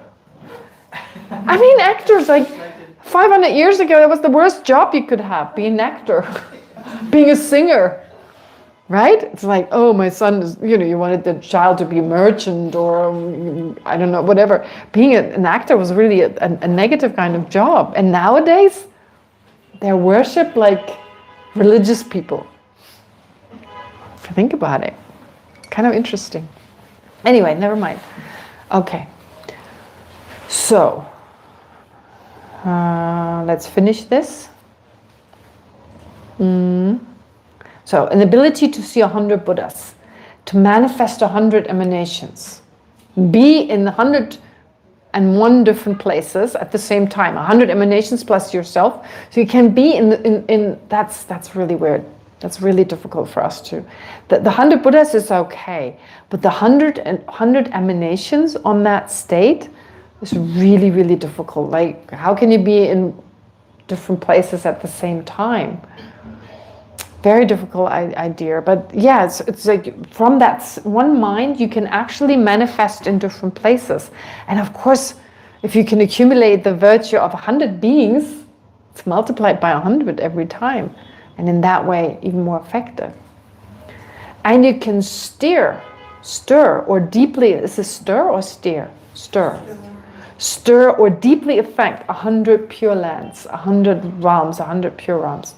In contrast, the path of hearers and solitude realizers are neither sustained by great compassion nor endowed with such qualities.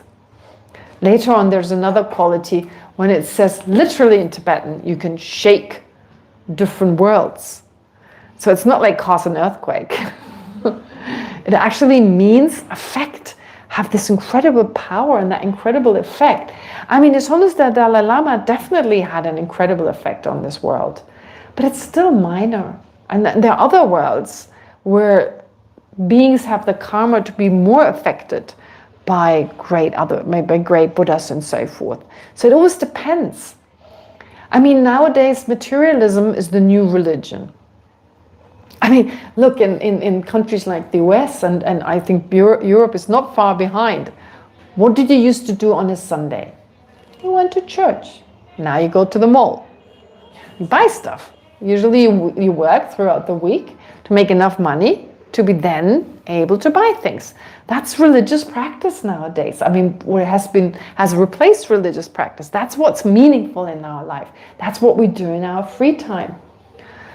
So things have really changed when it comes to people's openness to religion and so forth. But let's say 2,000 years ago, if the Buddha appeared somewhere in a different form, maybe history doesn't talk about it because no one bothered to write it down, but people were much more open to this, to the spiritual ideas. And who knows, maybe some of the great prophets, they're manifestations of bodhisattvas, basically, just teaching what people need according to their predispositions and so forth. Yeah, so therefore, I'm sure there were times when people were much more shaken by these great beings, and that's the ability you have when you're on the first ground to really make an impact, to have an impact. You walk into a room and people go, whoa, who is this? So talk about charisma and so forth. And again, you want to have this. You want it because you can benefit others effectively. You have a lot of answers on the first ground. You don't have all the answers, but you have a lot of answers and you can really benefit others. So wouldn't it be a good idea to at least start praying for it? Mm-hmm. That's the one thing we can do now, make these aspirational prayers. Because it's the power of the mind. You pray for it, you accumulate the causes and conditions, it's going to happen. Whether you want it or not. I mean, you do want it, of course, it's implied by that. But that's just how the mind works. You make aspirational prayers, you accumulate the causes and conditions, it's going to happen. Yeah. All right. Maybe I'll just read one more passage. Furthermore, as mentioned earlier, in illuminating the intent, in the homage section, now, in the footnote, you have the whole quote from Lama Tsongkhapa's text. As mentioned in illuminating the intent in the homage section, even before attaining direct realization, bodhisattvas on the path of accumulation and preparation cultivate an exceptionally vast and penetrating understanding of emptiness. They employ innumerable, which doesn't literally means innumerable, but like a large number of lines of reasoning to analyze both the selflessness of persons and the selflessness of phenomena other than persons. Hence, even after they have first realized emptiness inferentially, in dependence on correct reasoning, they continue to familiarize themselves with this conceptual understanding through countless reasonings. Such extensive analytical training sharpens their intelligence, rendering their subsequent direct realization of emptiness even more profound and far-reaching in scope. So it's not just that for a hero solitary realize it's just not necessary. You realize emptiness and you move on. But here it becomes stronger. It's strengthened by that, according to what Lama Tsongkhapa explains. Because to eliminate, it goes on, eliminate the cognitive obscurations. So as a bodhisattva, you have to eliminate more than just the afflictive obscurations. Bodhisattvas must develop a highly potent meditative equipoise, which directly realizes emptiness. One capable not only of eradicating afflictive obscurations, but the subtlest obstructions. Those subtle obstructions, which are the cognitive ones. So how do they get to do that? Well, on the lower levels, that is from the first to the seventh ground, this realization cannot yet remove them. So if you have a direct realization of emptiness from the first to the seventh ground, you can't eliminate the cognitive obstructions. But it gradually strengthens through the combined force of wisdom and merit. Okay, so both merit and wisdom fortify your realization of emptiness, your direct realization of emptiness. The aspect of wisdom that fortifies this gnosis arises from having applied innumerable reasonings to establish emptiness on the bodhisattva path of accumulation and preparation. So that leaves tendencies in the mind, imprints in the mind. While the aspect of merit stems from the vast stores of virtue accumulated through great compassion and bodhicitta. So that's when this, how do you put it, like this energy is a weird word, but what is this merit? I mean, they're also imprints, basically. You accumulate merit, and every time you accumulate virtue, it leaves something in your mind called an imprint. Likewise, what do you leave behind in the mind? You leave behind imprints of wisdom during the path of accumulation and preparation in particular. So this combined strengthen your meditative equipoise, directly realizing emptiness, that once you eliminate the afflictive obscurations, you don't stop there. Hearers and solitary realizers stop there. I mean, in the first place, they didn't want to go any further, and they didn't practice, they didn't develop their wisdom and their merit to the same degree, and so therefore they stopped there. But bodhisattvas can go further. All right, okay, that's enough for today. Any questions?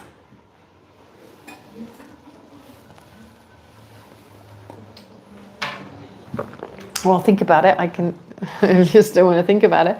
I've got plenty of messages.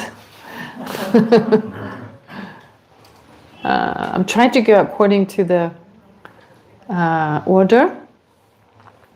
Something I didn't answer last time.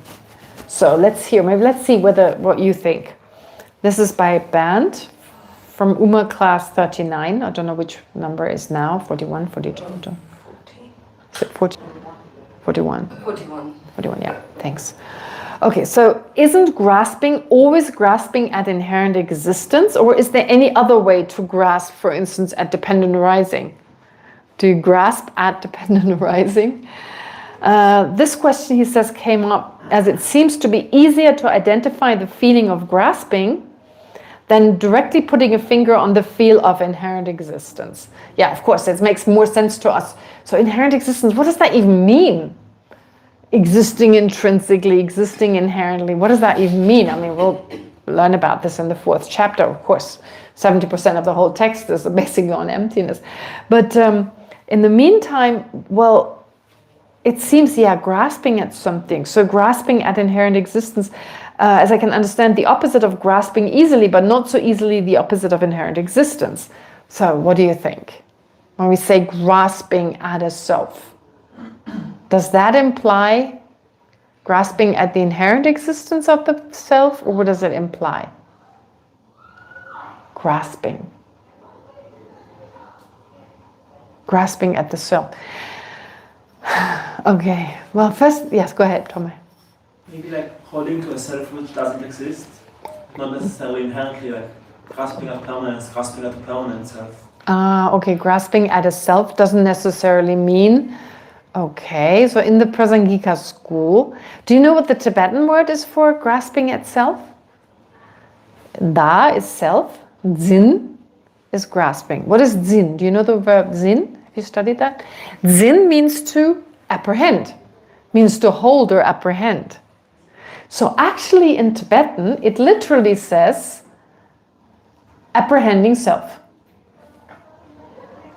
But it's put in a different way than you usually put it. For instance, when you say an I consciousness apprehending cup, you say literally, you mention which mind it is. You say mind, which, so I consciousness or conceptual mind apprehending vase. You always use the word mind, for instance, like I consciousness apprehending vase, or just say consciousness apprehending vase. You could even say that. But when it comes to self-grasping, it's very short. Apprehending self. It doesn't specify which mind. So because it's shorter, it kind of feels like more like something, like grasping. It's translated as grasping, but literally means apprehending I, apprehending self. Dam Sinn. Dam itself, apprehend means, Sinn means apprehend. Self-apprehender. Self-apprehending. That's all it says. So maybe because it's so short, it has been translated into English as grasping. But here self means actually, we have different forms of self-apprehenders, different types. But when it's the subtlest type, you don't add anything, no adjective. You just say self-grasping, to translate it the way it's done in English, or self-apprehending. But when you talk about a coarser type, you always say coarse self-apprehending. You add the adjective coarse. Do you know this to be the case in another? Do you know this kind of idea that the subtlest type doesn't need an adjective? You don't need to say subtle in order to know the subtlest type is meant. For coarser types, you have to say coarser. Do you know another example where that is true? Impermanence. When we use the word impermanence, we always mean subtle impermanence. If I want to specify, no, I'm not talking about understanding subtle impermanence, that's really difficult, coarse impermanence, then you add the word coarse. Dependent arising is the same. To understand dependent arising, you have to understand emptiness first. So some people, when they want to understand emptiness and dependence on understanding dependent arising, they understand coarse dependent arising. Because the subtlest type of dependent arising, which is the understanding of, or the subtlest type of the understanding of dependent arising, comes only after emptiness, understanding emptiness. Which is why, when you say dependent arising, you always mean the subtlest type. If you're talking about a coarser type, you have to specify it. This is true for self-grasping, this is true for impermanence, and this is true for dependent arising. Interestingly, it's not true for the mind. When you say the mind perceiving a cup, you're not talking about the subtlest mind. In this context, you assume like just an ordinary mind. But somehow, the way Tibetan language is used, yes, so when it comes to these concepts, that they're related directly to the Dharma, self-grasping. Therefore, what Tomé said, so self-grasping, grasping at a permanent partner's independent self, for instance, which is not the same as grasping at an inherent I. These are all new terms for some of you, but we'll discuss it, of course, it's all part of this text. So grasping just at a permanent I, or grasping at an independent I, which is, grasping at an inherently existent I is not the same as grasping at an independent I. Because grasping at an independent I, what does it mean? Independent of the aggregates. We don't have an innate sense that we exist independently of the aggregates. We don't have an innate mind like that. We don't innately feel. We feel we're connected to our aggregates. Therefore, that would be an intellectually acquired mind, believing, because of our philosophy, our understanding, believing the self to be independent of the aggregates. These are all self-graspings, but coarser types. So the subtlest type is the grasping. What did I say before? Self has different meanings. In the context of self-grasping, what does self mean? Inherent existence. So confusing, not just confusing in English. In Tibetan, it's just as confusing. If you don't know, because sometimes da means the existent da, sometimes da means me, sometimes it means self in general, sometimes it means the permanent self, which doesn't exist, and sometimes it means inherent existence. Great. But in the context of self-grasping, it always refers to inherent existence. Da, danzen, yeah. And so, yeah, grasping is easier for us to understand. Grasping at a cup. Mokzin. No, no one uses that. It's never used. Jokzidzin. No, you don't say jokzidzin. That doesn't make sense. Like a table means jokzidzin. It's like you would then specify grasping at the inherent existence of the table, for instance. Yeah, you would then specify. So when you say just danzen, it means grasping at inherent existence, just for the terminology. Yeah, I mean, I'm trying with this, I don't try to confuse you too much, I would always explain it, but might as well get used to some of the terminology. Then he also says, a Buddha does not label. From the example discussed, if it is sufficient for something to be merely labeled, then it can be labeled, for instance, that it can be labeled classroom. You remember I talked about this before. I said, if this classroom is merely labeled, it exists because it's merely labeled. It wouldn't exist if it wasn't merely labeled. So then the question that often comes, some people ask that question again and again, if everyone leaves this classroom, is it then non-existent because no one labels it? This idea that if something is labeled, it has to exist as that in that moment. That is the same as saying a seed is not the cause of a sprout. Because in order for it to be the seed of the sprout has to be there. How can something be the cause of a sprout if at the time when it is the cause of the sprout, there is no sprout? If there were an inherently existent seed and sprout, that would be true. If there were inherently existing labeling, that would be true. You have to be labeling.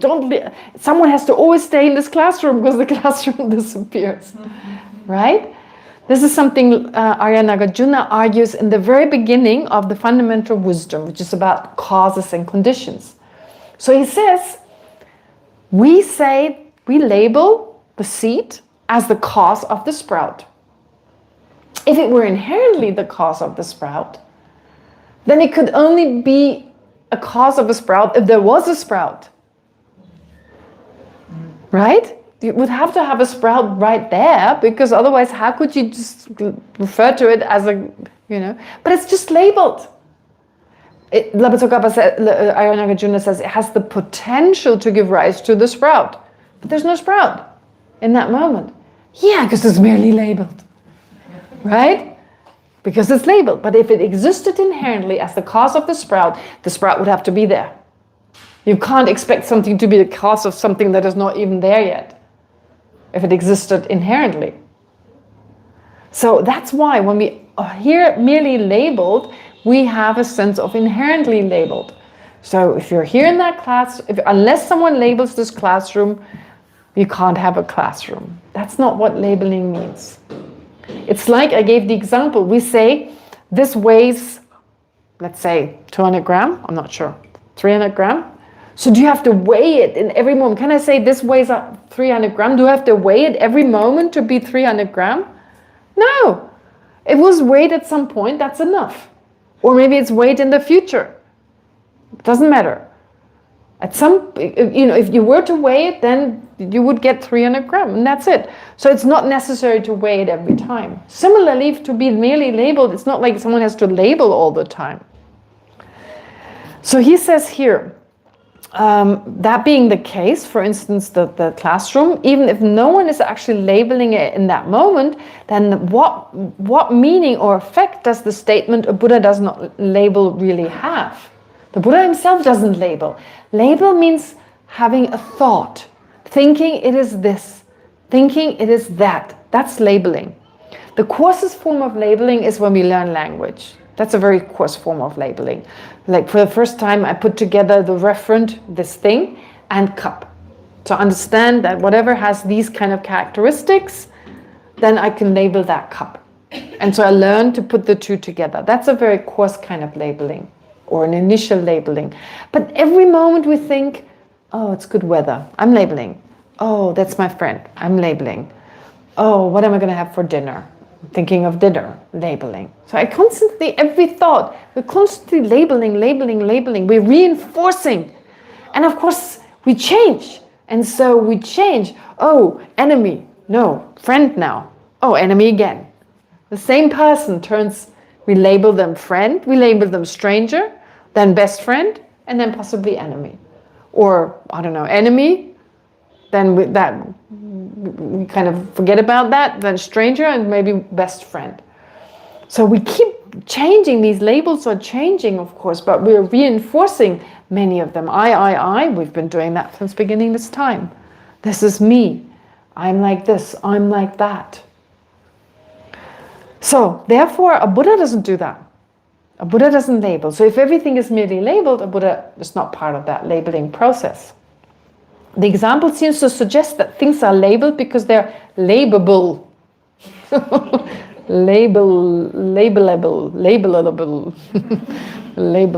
Labelable. Not because they're being labeled right now. Okay, so it's appropriate to label them in terms of, yes, of course, we label something not, we shouldn't forget, labeling doesn't mean you can label anything whatever you like. It depends on a basis of labeling. First, you need to decide, okay, that's what it means to be a snake. These are the characteristics. If the characteristics are given, I labeled it that. If it's not given, in the case of a rubber snake, then that's a wrong labeling. It's not labelable in that way. Labelable. I don't know which one it is, but anyway. So this implies that objects possess a kind of labelability. I like how his mind works. I've never had anyone think about it that way, but he's right. A labelability. A new Buddhist hybrid word. Hybrid English term, labelability. Well, our mind has a labelability, that's for certain. Our conceptual mind has a great labelability, and objects can be labeled. Yes, of course. I think the labelability doesn't lie with the object, it lies with the mind. Although the property may in fact be nothing other than the feature of our own mind, it becomes rather perplexing. Can there be anything that exists which does not have this so-called labelability? But the thing is, it's our mind. It's not the object. The object has no labelability, actually. I would say, no, it can be labeled. Anything can be labeled, but it's the mind. Formulated bluntly, the sentence sounds absurd. A classroom is labeled because it can be labeled, not because someone labels it. Yeah, but okay, I get where he's saying, why he's saying it. So he's saying a classroom is merely labeled, not because someone is labeling it right now, because it can be labeled. But it's not, it's more than that. It's merely labeled because in the end we don't find a classroom. There are parts on the basis of which we then say classroom, right? None of the parts here are classroom. It's only in relation to our own mind that we perceive it as a classroom. There's no classroom to be found from the side of the object, which we would find if classroom were intrinsic in this room, right? Very good example are football teams, right? Think of a football team. What is a famous football team? Madrid or something, Liverpool or something. What are they called? Tommy, help me. You must know. Manchester United. I even know that. Manchester United. Okay, so think about Manchester United. Actually, when that team was formed, there were 11 plus a few guys, right? Training at a particular place. None of them are left. None of them are left. So none of them are still alive. Right? The football team keeps changing. The place where they train keeps changing. Their balls keep changing. Everything is constantly changing. And still we call it Manchester United. If there was intrinsically Manchester United, none of that could happen. There would be some intrinsic, we just label it on the basis of, whatever you label Manchester United. I don't know even what right? I mean, those players, they're associated with this club and da-da-da-da-da, there's some continuity, and that's it. So is it labelable? Yes. What has that labelability? Our mind.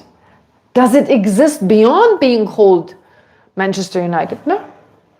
No. No Manchester United can be found anywhere. Not among its players, nowhere. But still we say it exists. Because it's been labeled. And we don't have to do that all the time for that to be true. Right? That's it. I mean, there's a little more to it, but I mean, yeah. Anyway. And then there's this, I don't want to take all of his questions. I don't know, are there other ones as well? Tomer very nicely posted Alex Bazin's comment. It's really right there. I don't understand it. Unfortunately, I can't explain it. Yeah, what Jimmy posted in here as well. I'm trying to think whether Jimmy asked something. He asked whether I continue with fundamental wisdom. No, first I finished this. And then I did teach. I started fundamental wisdom, started teaching it, but it's so much emptiness that it's very difficult. It's really beautiful when you have this text here where it's more balanced. It's more balanced with like great compassion and bodhicitta. There are more opportunities to bring this in, so we have both method and wisdom. I found that not too dry. It's beautiful, but it has to be balanced with more method aspects. And I think it's better to first study this and then go back to it. And I don't know how long this will take. All right. But I'm determined. I'm not very good at finishing things, but I'm determined to finish this one. I'm terrible that way. Yeah. All right. Yeah, so that's what Jimmy asked. Maybe I skipped that for now. Oh, no. This is an important question. It's about this, the door to contamination closes. So he basically says, to summarize it a little bit, you're saying that when you enter the meditative equipoise for the last time before you become a Buddha, the obscurations are not there. So that means there is no contamination, really. Actually, you should be a Buddha then, because there are no obscurations left. However, then we talk about the potential for the obscurations to come back. The door has not been closed yet. So does that mean the potential for something to return is still there? In other words, there's still obscurations. Because the potential, what else is that than an imprint on the mind? I mean, imprint really has the meaning of potential. Potential, really. It's not the thing itself, but it's a potential. So therefore, if that is not an obscuration, and it must be still on the mind, but there is nothing on the mind. I mean, yeah, I said it's so difficult to debate it. He's totally right. I cannot answer it. I cannot really, I can answer it, but not in a satisfactory way.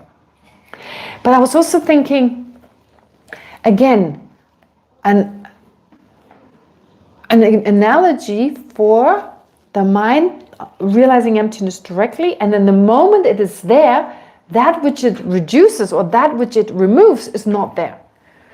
I came up with a good example.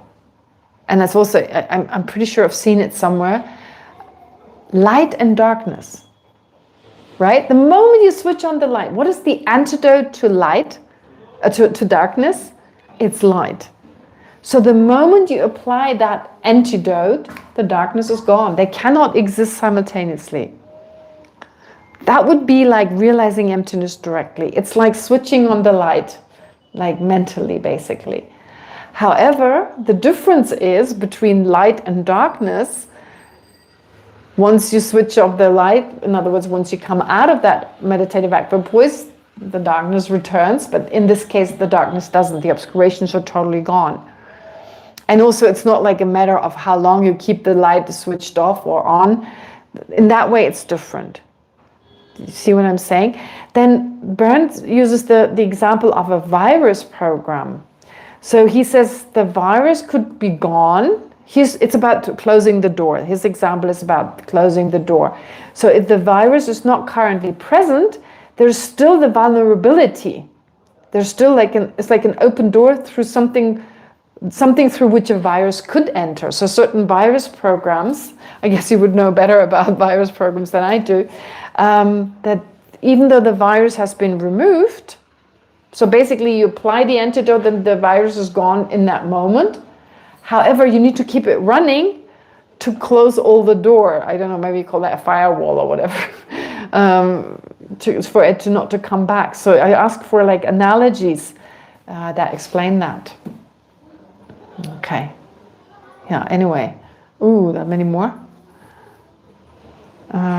It's written when eye floaters. It's written concerning physical harm. So Vada specifies. She talked about like floaters. She was saying it's not physically harmful for the body. Okay, yeah, that's true. Then Jimmy says, during a conversation with a friend, we concluded that the meaning of life is managing our anxiety. Long ago, we did it by religion and now by science and shopping. Yes. Yes, I think that's very interesting. We all have some certain anxiety. I think we all have anxiety. We're scared of not having enough. In the past, in particular, we're scared not to have enough food and drink. It gives us some kind of security. Our possessions give us a sense of security, which is the opposite of anxiety. And of course, religion was also a way not understanding the world, right? I mean, like nowadays with science, we have a better sense of how things are working. And to a certain degree, God doesn't really fit in with certain scientific ideas, I guess some people believe. The point is that, yes, so managing our anxiety is a good point. Anxiety is a problem. And I don't think people experience it only now in the 21st century.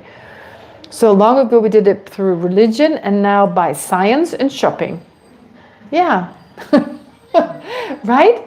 I mean, like, whatever the anxiety is of getting bored or not having enough to wear or not having whatever. But there's something to it, anxiety. I wonder about this worship of singers and actors and actresses, right? Why do we worship people who have a good voice? I mean, big deal. I mean, we like music. I think it's what they represent. Pardon? What they represent. But they represent someone who can sing well. But it's It's more than that. The emotions that okay. All right. So they also usually have to look in a certain way. I mean, if what's her name? Taylor Swift. If she was a beast, she probably, or I don't know, right? If she looked in a different way, it wouldn't. I don't know. But the thing is, yeah. So there's like a whole image. It's very interesting in India. I've been told. They're called heroes, right? I mean, in English you also use that word heroes, but they also have to be like heroes. I mean, usually they come from a family already of actors and actresses, and they represent something. I mean, and I think they also have to act in a very moral kind of way, I've been told. I don't know whether they always do, but they have a certain standing. And I think Amitabh Bachchan and Shah Rukh Khan, that word I can say, they can't be like doing all this stuff. I mean, they do get divorced and stuff, but they have a certain image they have to keep up. So they're like heroes. They replace the gods and goddesses. Like sometimes they're worshipped like gods and goddesses, right? So it's interesting but that's true in the West as well. Yeah, so this like, that represents something, like someone you want to be like that. Do I want to be Taylor Swift? No. Oh my God, no. The pressure on you and oh no. But some people maybe would like to be. Oh my God, yeah. Interesting. That is so interesting. Fame. how people are so interested in fame. You can't go anywhere without being recognized. I mean, people are mobbing you all the time. And then you're so vulnerable to Maybe it makes you feel you exist more. Yeah, it makes you feel more important, makes you feel better. But the problem is like an addiction. You have to keep it up every day, right? It's like one time someone told me I'm great. That doesn't last a lifetime. It's like an addiction. Yeah, it's very hard. But yeah, it's an interesting point. I agree. Instead of labelable, maybe imputable sounds better while keeping the meaning. Yeah, Jimmy is right. Imputable. Imputable. Reputable. That's something different. Never mind. Okay, Hannele, she says, so grasping at self means apprehending self with whatever consciousness, but can it be a sense consciousness and apprehending it to be inherent? Oh, no. First of all, it can only be a mental consciousness, but it's just not specified here. I guess because it's implied, you know that it can only be a mental consciousness, so you don't add what type of consciousness it is, but it can never be a sense consciousness. Sense consciousnesses don't grasp at inherent, don't apprehend inherent existence, are not even aware of it. And self here doesn't mean the existent self. Self is another word for inherent existence. That's why emptiness and selflessness in the Prasangika school are the same. So what is it that something is empty of? When we say emptiness, inherent existence. What is the self, the lessness we're talking about here? It's inherent existence. That's unusual, it's weird. The lower schools don't use it that way. But as I said before, I think it comes from, and this is just my opinion, so I don't know, it stems from our belief that there's an essence here that makes makes me. There's an essence here. And likewise, everything else has this type of essence. Something intrinsic in them that makes them a tree, that makes them a wall, that makes them a classroom. Everything has that little thing intrinsic within them, like an essence. And it's not the atoms that make up this room, for instance. It's not any of its parts. There must be some essence here. And this is also beautifully reflected in the Svatantrika school that believes in inherent existence. When they basically argue for the existence of inherent existence, they say there must be something, there must be an essence in a tree that is different from the essence in a flower. Because they're all made of subtle particles. Even at the time of the Buddha, there were philosophical schools that very much influenced Buddhists at the time, asserting that the smallest building blocks are certain particles. They didn't call them atoms. Well, that's the Greek word, and the Greeks came later, I guess. Or maybe they were around. But anyway, they called them like subtle particles. They didn't call them atoms, but they thought they were partless. That was definitely, so atom actually has that meaning. But they didn't talk about neurons and protons and so forth. None of that, of course. But they did accept that they're these smallest building blocks that are responsible for the physical world. So they would say, well, if they have the same building blocks, how could one be a flower and one be a tree? There must be some essence. And that makes sense to us, doesn't it? Deep within? Yeah. So that's inherent existence, that essence. So in the case of a person, you call it self. But you can call it self also in relation to trees and everything else, because it's really that essence. And then there are coarser versions of that essence that acts in the form of a utilizer of mind and body. But that's just a coarser version. Based on our innate sense, there is an essence. Right? Yes. I think I have to finish it, and we have to leave it here. So Heinele's question was the last one. I hope I was able to answer it. There are more, but I'll address them next time. Great. Thank you very much. Then let's dedicate whatever positive potential we've accumulated today in the same way as always.